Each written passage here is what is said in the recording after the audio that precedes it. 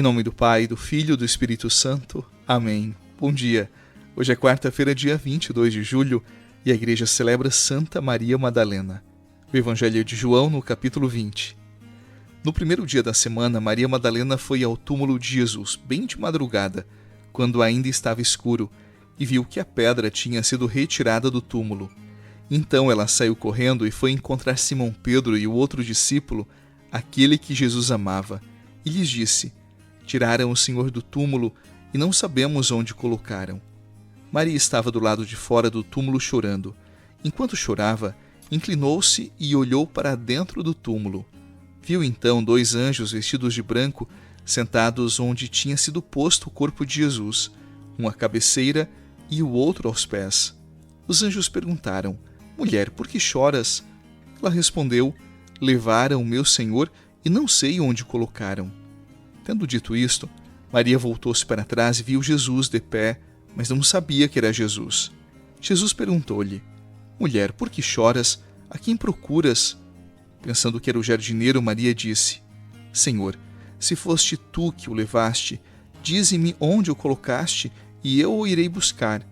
Então Jesus disse: Maria. Ela voltou-se e exclamou em hebraico: Rabuni, que quer dizer mestre. Jesus disse: Não me segures, ainda não subi para junto do Pai.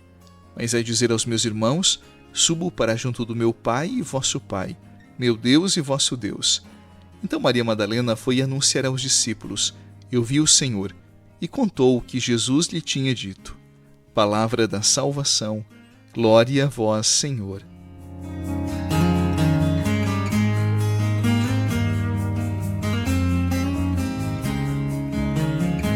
Eu começo a reflexão de hoje com uma imagem que diz respeito à nossa história.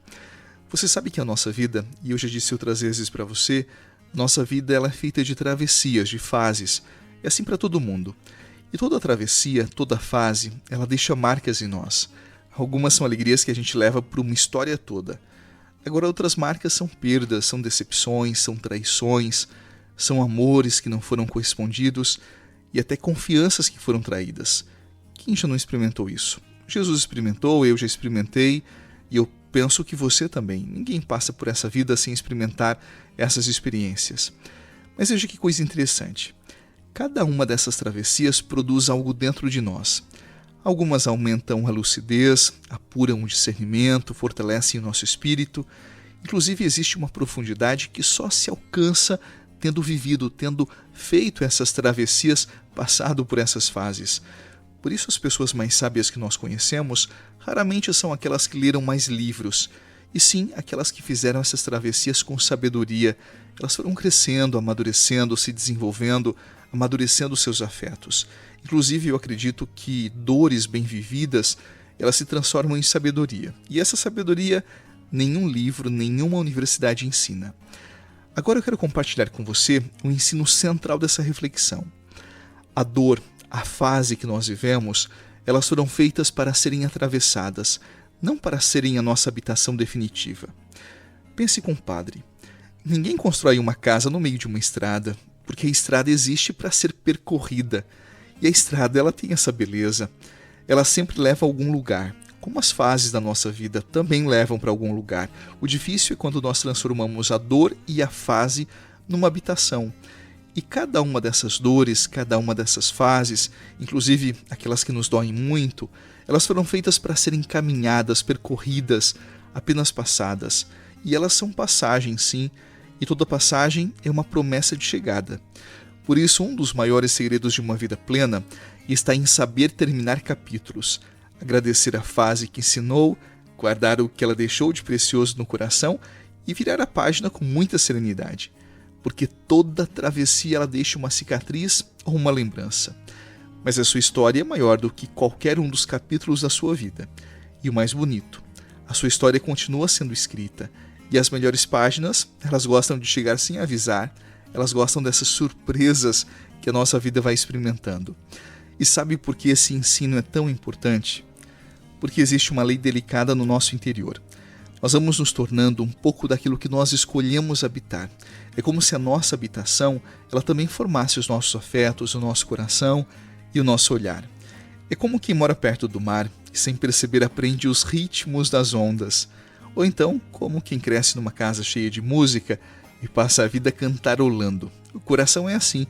Nosso coração ele absorve o clima do lugar onde passa os seus dias. Se você escolhe morar na gratidão, o seu coração ele vai ficando generoso. Se você mora na esperança, você amanhece confiante. Se você mora nas lembranças boas, você aprende a sorrir até sozinho. Por isso, a escolha do endereço interior é uma das escolhas mais importantes da nossa vida. Todos os dias, silenciosamente, nós decidimos em que pensamentos, em que sentimentos nós vamos morar.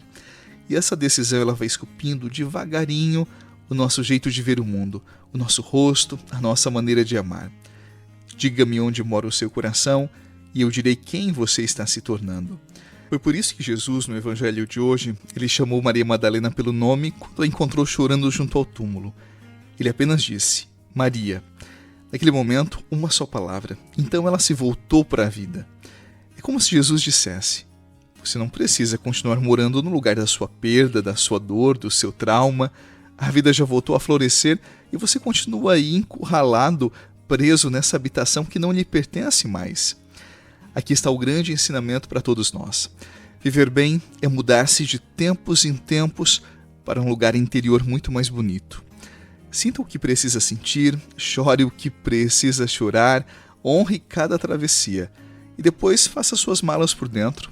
Leve a sabedoria, leve o amor, leve até a cicatriz, porque ela é sinal da sua coragem. Só não leve a pedra, porque o coração ele foi criado para morar em jardins, tal como diz o Evangelho de hoje. Em algum jardim do seu presente, a vida está chamando por você, e chamando você pelo seu nome, tal como Jesus chamou Maria, esperando para mostrar tudo o que floresceu enquanto você caminhava. Então não permita que as dores e as fases da sua vida se tornem habitação. Essas experiências são estradas, não casas. E tudo aquilo que nós escolhemos habitar, aos poucos também vai definindo e dando forma ao nosso coração. Que escolhamos, tal como no Evangelho de hoje, habitar nos jardins com o Senhor.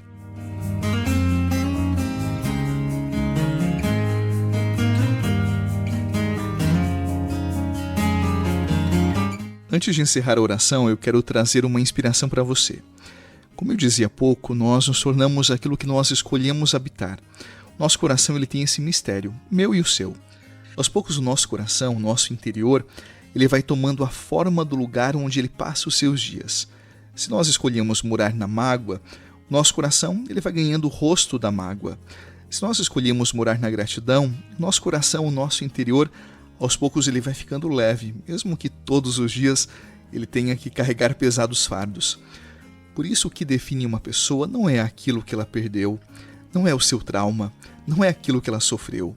O que define uma pessoa é o lugar interior onde ela escolheu morar depois de cada travessia, depois de cada fase, depois de cada dor. E essa é uma das escolhas mais sérias da nossa existência. Essa escolha, ela se renova em silêncio todas as manhãs, quando você decide para onde levar os seus pensamentos e também os seus sentimentos. Então escolha bem o seu endereço interior.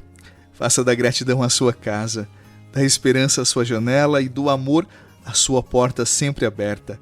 Porque o jardim que Maria encontrou naquela madrugada no Evangelho de hoje, ele continua existindo. E Jesus, ele continua nos chamando pelo nome para que nós vençamos os nossos sepulcros, as nossas dores e não habitemos aquilo que nos diminui, aquilo que nos rouba a vida e o horizonte. Esse jardim que Maria experimentou, ele floresce dentro de cada pessoa que decide morar na vida e não na perda. E a alma que mora na vida, ela amanhece bonita, ilumina quem chega perto e transforma até as suas cicatrizes em janelas por onde o sol entra. Que o Senhor abençoe o seu dia, dê paz ao seu coração e que aos poucos, assim como Maria Madalena, você consiga habitar esse jardim onde o Senhor está. Em nome do Pai, do Filho e do Espírito Santo. Amém.